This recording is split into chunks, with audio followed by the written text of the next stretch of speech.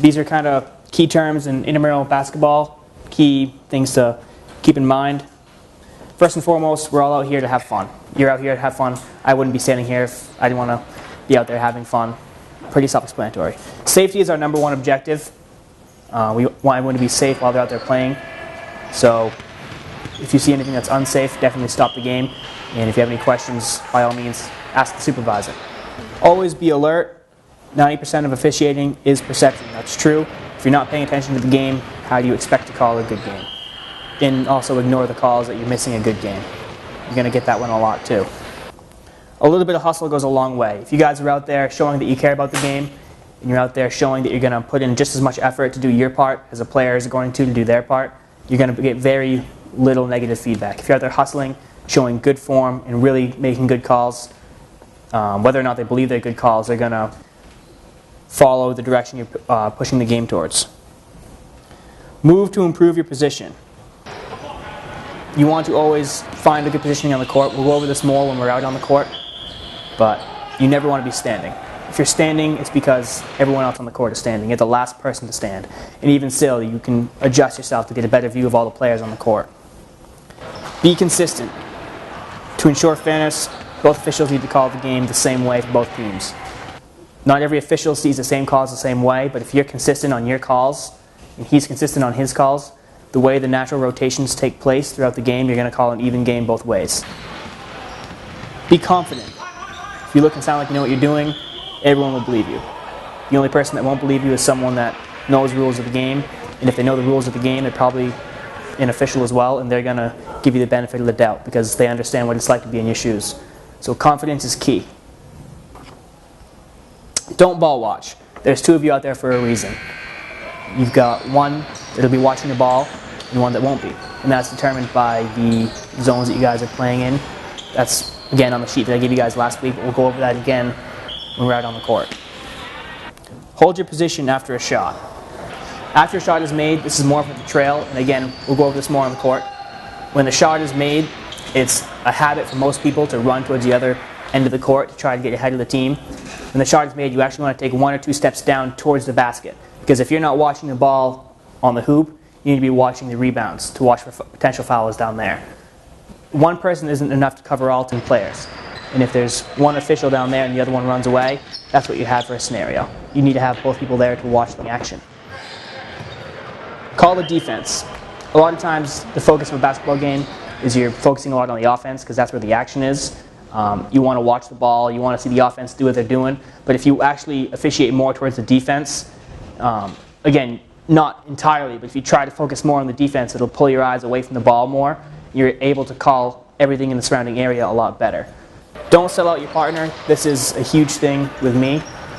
If I'm ever on the court and I see the other official make a bad call, he has the better positioning. If I have input to give him, I can go over and say, hey, did you see his toe on the line, or something like that? Did you see this? Try to give information if you absolutely know, or if you absolutely feel that it's beneficial to the situation. But don't ever say, that official was completely wrong, I don't know why he called that, because you guys are a team out there. Really, in a basketball game, there's 3 teams. You've got the team that's on offense, the team that's on defense, and you guys. So both of you, and in some cases all 3 of you, if you have 3 men out there at a time, need to really work together and help each other out and support each other. Communicate.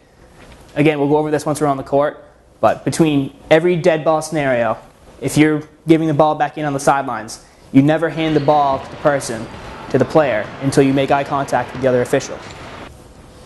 Commonly misunderstood basketball concepts. These are good things to go over because everyone out there thinks they know the rules better than you guys. The hand is part of the ball. When the hand is in contact with the ball, it is part of the ball. So if you're dribbling the ball and the ball is in your hand and someone goes to slap the ball, they slap your hand, technically they're hitting the ball. Whenever the hand is in contact with the ball, it is considered part of the ball. If they move up the arm, that is no longer part of the ball. Just something to keep in mind. The top of the backboard is not out of bounds. In order to be out of bounds, it has to go over the backboard, hit the back of the backboard, or hit the supports behind the backboard. A charge cannot be called if the defender jumps or is moving their feet. This is something I went over at the last clinic. You don't have to have your feet planted in order for it to be a charge. As long as you're in a fair defensive position, a legal defensive position, a charge can be called. And again, like we went over last time, 90% of the time, it will be a charge. So if you're ever in doubt, that's where you want to lean. The offense cannot receive a throw-in that goes into the back court. That's false. Again, we went over this during the last clinic. As long as they're in the back court, with that one exception, and they catch the ball in the back court, it doesn't matter where the ball was thrown in from. If an inbounder moves their feet on a throw-in, it's a traveling violation. The only rule that regards a feet in inbounds play is if you've got a 3x3 box, and 1 foot has to be in that box at all times. So they can go like this as long as they're not on the court. They can go like this, and they can, run up and down if they want, as long as 1 foot stays inside that box at all times. It's not a travel and it's not a violation. The offense can be called for a kickball. If they kick the ball, legitimately kick it, it's a kickball. It's a violation. But if they're dribbling and they unintentionally dribble it off their foot, that's not. That's just their foot got in the way. So what's considered a kick? From what part of the body down? From the knee down. It is a self-pass if the shot never hits the rim. No, but you want to make sure it's absolutely a shot. If they go up and they shoot it and they realize it's going to be short and then they run in, that's a pretty good indication that it's a shot. Because when a shot is made, the team gives up control of the ball. Any questions on these quick points before we head out on the court? Two of the big things are they aren't boxing in. That's definitely a key for keeping a game in control and keeping everybody under watch to make sure the game's being played correctly. You need to box in all the players, and you guys understand what I mean by that, right? Okay, you need to make sure, yeah. And number 2 is you don't want to stay in the center of the court. 1 and 2 really play off each other because if you're in the center of the court, you can't box the players in. And those are the 2 biggest things that really drive me nuts and are very poor officiating habits to get into. But within the first 2 minutes of the game, I've got a pretty good idea of how the game is going to go. Not whether or not who's going to win, whether it's going to be a very physical game, whether it's going to be a very well-played game, or whether it's just going to be, one-sided. You don't want to change the calls you'll make, but you want to realize what kind of game you're in. The biggest key for our games out here is the bucket area, right? Games don't get out of control in the bucket area. You commit, we don't want you to miss that we call outside the bucket area. But if you control the bucket area, right, you're going a long way having a game that's under control. There's really a few things that I want to touch on first. From the center line to the top of the key, there's lines going directly to each corner. And this is where you can tell where to put the ball if there's a foul or a violation. So if I'm over here, in this section right here, and there's a foul or a violation, you need to send the ball out of bounds, I'm on this side of that 45-degree line, so it's going to go to that sideline. But from down here, I'm going to be on this side of the 45-degree line, so it'll go to the end line. So that's one thing that very rarely gets mentioned during these clinics. I want everyone to know, it's there. There's a lot more invisible lines that get confusing, and quite frankly, that's one of the few that really matter a lot. While we're talking about balls going out of bounds, whenever you're bringing the ball back in, you're never going to be underneath the basket. Underneath the paint, right here, this red line, you never want to hand the ball in from this point. You either want to be on this side, handing it to your left, or you want to be on this side, handing it to the right. And that's just whatever preference you have. If it goes out of play, more on that side, go to that side. More on this side, stay on this side. Whichever seems to make the most sense at the time. Now in regards to positioning, there's 2 terms for officials. You're going to be a lead official or you're going to be a trail official. The trail official is always going to be out here by the 3-point line. And he's the one that wants to stay as deep as the deepest player. So if the deepest player is right about the 3-point line, you want to be maybe a step behind him. And you're watching everything from this side of the bucket this way, this sidelines, and you have a little bit of the sidelines over there. If the ball goes out on that side, you want to be watching. Because if it's high, he might not be able to see it. So pretty much what you're watching is everything outside the bucket on this half of the bucket. You can go ahead and pinch down if you need to, but you should always be moving in one way, shape, or form to try to get a better view. If the ball is not in your zone, so it's down in the paint, in the bucket area, you want to be watching off the ball. So if there's a wing out here, you want to kind of keep them in the corner of your eye. If there's a man at the top of the key, you want to keep both of them. Just make sure you're not letting any players go unwatched. You've also got the lead official. If the trail's on that side, the lead's going to be over here. because you always want to box in the players. And the lead has 2 positions. He's got the A position over here, which is at the end of the 3-point line. So if the ball comes out, if the players are stretched out, you want to be in the A position. As soon as the ball goes into the paint, into the bucket, you want to close down to the B position. And these are the only 2 spots you want to be. You very rarely want to be right here because it looks like you're not really sure of what you're doing. So either here or there. And again, that's judged by whether or not someone's going in for a shot or the players are stretched out. Another thing that I went over in the last session was the closely guarded count. Now that's 6 feet, right? Easiest way to see 6 feet is to look at your key.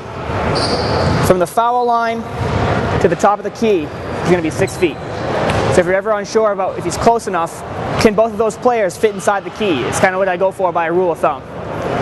So that's another good thing to keep in mind when you're looking for that. That's 5 seconds, right? Correct, yep. If they're holding the ball, they can hold it for 5 seconds, dribble for 5 seconds, hold it for 5 seconds more. Another thing with a 5-second call, when you're counting it out, you want to count. And if he's holding the ball like this, you keep counting, and then when he switches, you switch hands. So that tells him that you've started a new count. Anytime you start a new count, you want to switch hands. So if you're going back court, coming to the front court, you're counting, I'm at 7, I'm at 8, I'm at 9. Oh, he switched over to the front court. Now he's closely guarded. If that's the case, you go 1, 2, switched, 1, 2. So that just tells him that you acknowledge, you know. Now one thing that Thad mentioned inside that I want to reiterate on is that nobody should ever be standing here. Ever. This is the worst spot for an official to be. Because if there's a shot that goes up, you're not going to see it. If there's something that happens over here or over there, it's going to be so clustered that you're not going to be able to see anything. You realize this once you get some court time. When you're standing here, you've got a vantage point where you can kind of see through the players. Because they're all focusing on the hoop. You've got a very good view to look through. Now, one responsibility of the trail official, the trail again is a 1 out beyond the 3-point line, is he always watches the shot. So if there's action going on inside the paint, inside the free throw lane, and I'm standing out here and I'm watching these guys and there's a shot that goes up, my eyes automatically go to the rim. And like I said in there, you never back up. So my eyes will go to the rim and I'll take a step, maybe 2, into the hoop. And if it goes in, I acknowledge it went in and then I kind of take a few steps back. You don't want to immediately run down the court. If there's a press on, or if they're putting any kind of pressure, you want to stay right here. But if you see 3 or 4 or 5 guys release down court, that's when you're okay to release down court. It's one of the worst feelings to have a lot of action going on in the back court and be the only official down there watching. So you want to have, you know, your lead official down there to administer the ball. You want to have your trail official here to help out if it's needed. But the games go a lot smoother if you have 2 officials watching everything, if you're all hustling as much as you can to get the job done correctly. Any questions so far? I'm kind of throwing a lot at you guys. I understand, but once you get out there and get a few games under your belt, it'll really benefit you a lot.